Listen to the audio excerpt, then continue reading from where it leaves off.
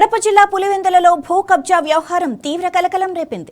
దివంగత ముఖ్యమంత్రి వైఎస్ రాజశేఖర రెడ్డి సోదరుడు మాజీ మంత్రి వైఎస్ వివేకానందరెడ్డి కుమార్తె డాక్టర్ నర్రెడ్డి సునీత నిర్మించిన విపన్యాస ధ్యాన కేంద్రానికి కేటాయించాలనుకున్న విలువైన భూమిని ఆక్రమించుకునేందుకు ప్రయత్నించారు.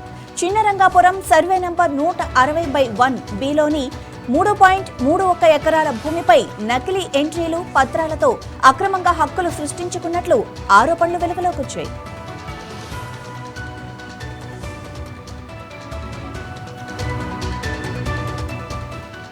ఈ వ్యవహారంపై ఆర్టీఓ చిన్నయ్య విచారణ జరిపారు. నకిలీ పత్రాలు, పాస్బుక్లను రద్దు చేసి నిందితులపై క్రిమినల్ కేసు నమోదు చేయాలని ఆగస్టు 13వ తేదీన పోలీసులకు లిఖితపూర్వకంగా ఫిర్యాదు చేశారు. అయితే ఆ ఫిర్యాదుపై వారం రోజుల పాటు కేసు నమోదు కాలేదు.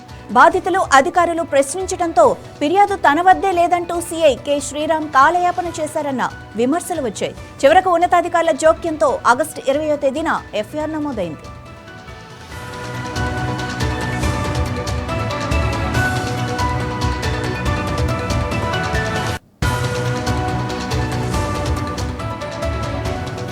బాధితులకు అండగా నిలవాల్సిన పులివెందుల సీఐ కె శ్రీరామ్ నిందితులతో రాజీ పడాలని సలహా ఇచ్చారన్న ఆరోపణలు తీవ్ర దుమారం రేపాయి.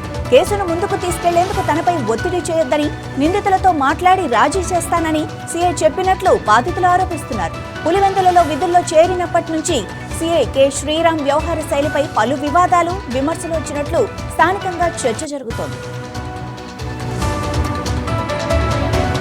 ఈ వ్యవహారంపై బాధితులు జిల్లా ఎస్పీ షెల్కే నచికేత్ విశ్వనాథన్ ఆశ్రయించడంతో విషయం డీఐజీ కోయ ప్రవీణ్ దృష్టికి వెళ్లింది. సీఐ వ్యవహార శైలిపై ఉన్నతాధికారులు తీవ్ర ఆగ్రహం వ్యక్తం చేశారు.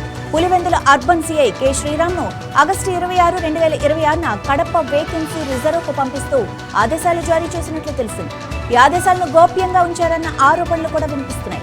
ఇక భూమి ఆక్రమణకు ప్రయత్నించినట్లు ఆరోపణలు ఎదుర్కొంటున్న నలుగురిపై కఠిన చర్యలు తీసుకోవాలని ఉన్నతాధికారులు ఆదేశించారు. వారికి రెవెన్యూ, పోలీస్ శాఖల్లో ఎవరెవరు సహకరించారన్న దానిపైన విచారణ జరపాలని ఉన్నతాధికారులు ఆదేశించారు.